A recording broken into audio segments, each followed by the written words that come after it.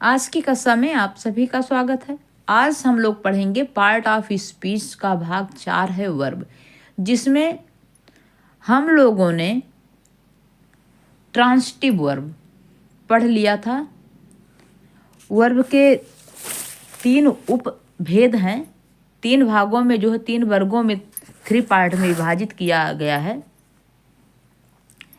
तो देखिए जो है एक कल हम लोगों ने पढ़ा ट्रांसिटिव वर्ब, आज हम लोग पढ़ेंगे इंट्रांसिटिव वर्ब और एक्सिलरी वर्ब।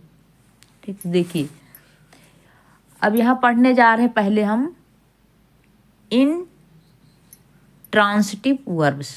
तो देखिए जिस क्रिया वर्ब का कोई कर्म यानी ऑब्जेक्ट नहीं होता, जिसका कार्य केवल सब्जेक्ट के साथ समाप्त होता है। किसके साथ? सब्जेक्ट के साथ इंड हो जाता है। तो जिसका इफेक्ट, जिसका प्रभाव अन्य व्यक्ति या वस्तु पर नहीं पड़ता है, उस क्रिया को हम कौन सी क्रिया कहते हैं? इंट्रांसिटिव वर्ब्स, जिसको हिंदी में कहते हैं अकर्मक क्रिया। जैसे राम बीप्स, राम रोता है।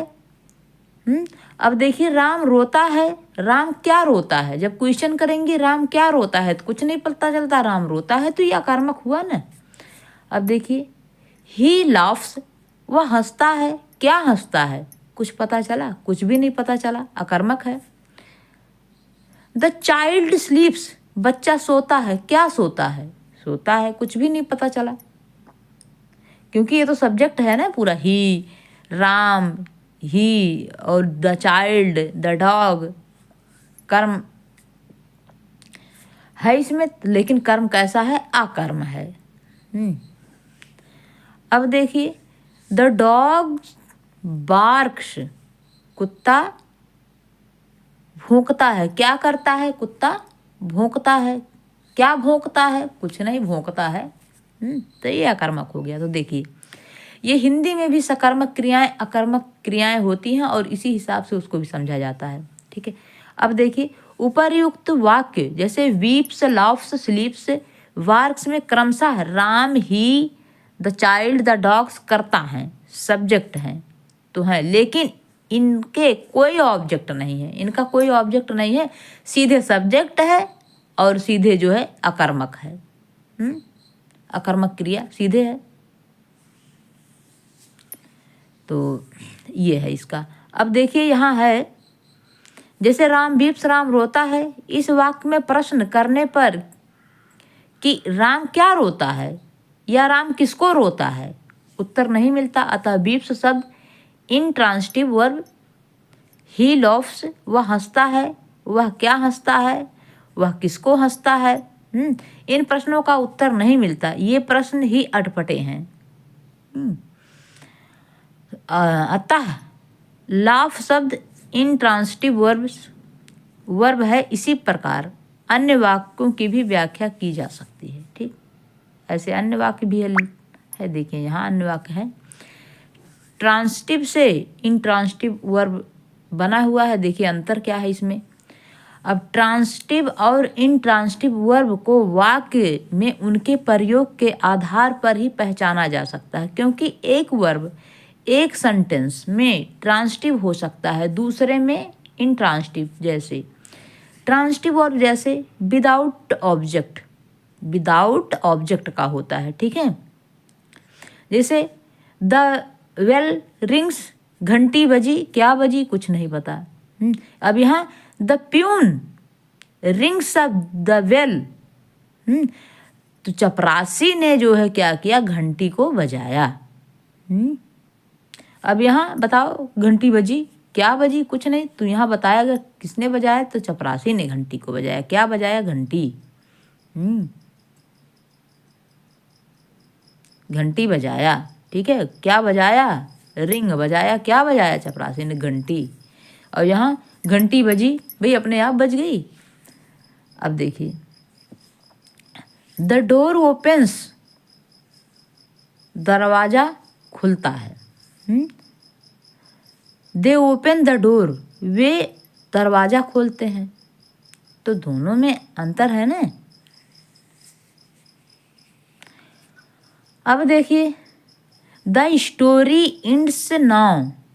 स्टोरी क्या हो गई, इंड हो गई। अब द तो ही इंड्स हिज स्टोरी, मतलब उसकी कहानी, किसकी कहानी, उसकी कहानी। तो यहाँ ऑब्जेक्ट है ना, विद ऑब्जेक्ट साथ है, और यहाँ विदाउट सब्जेक्ट ऑब्जेक्ट के साथ होता है, बस यही है इंट्रांसिटिव और ट्रांसिटिव में।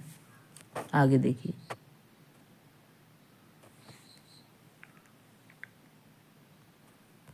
यहाँ, अब यहाँ आइए एक्जिलरी वर्ब्स, जिसको हम सहायक क्रिया कहते हैं। एक्जिलरी वर्ब को क्या कहते हैं, सहायक क्रियाएं।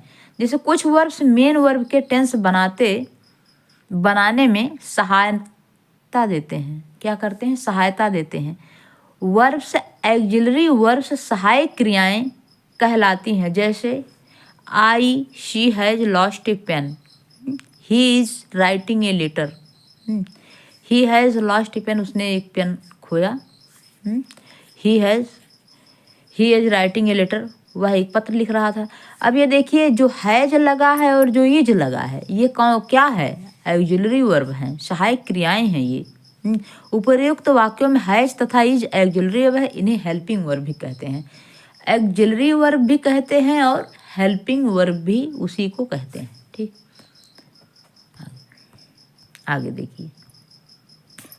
अब देखिए एक्जिलरी वर्ब के प्रकार होते हैं। एक्जिलरी वर्ब के भी 2 प्रकार होते हैं, इसको भी डिवाइड किया गया है। तो देखिए प्राइमरी एक्जिलरी वर्ब क्या है, प्राथमिक सहायक क्रियाएं। देखिए इनमें बी क्रिया के रूप में, जैसे is, are, am, was, were. Have क्रिया के रूप में, क्या आता है, हैज, हैड। अर्थात डू के रूप में क्या आता है, डू, डज, डिड का प्रयोग फुल वर्ब्स के साथ अलग अलग टेंस के सेंटेंस बनाते समय निगेटिव, इंट्रोगेटिव सेंटेंस बनाने में होता है। हमने ट्रांसलेशन पूरा पढ़ा दिया है। बच्चों की मांग थी कि मैम बेसिक थोड़ा बता दीजिए, तो मैं बेसिक बता रही हूँ। बकिया आपको एक्टिव, पैसिव, ट्रांसलेशन और जो है आर्टिकल सब बताया गया है फुल। देखिए अब यहाँ इन निगेटिव तथा इंट्रोगेटिव सेंटेंस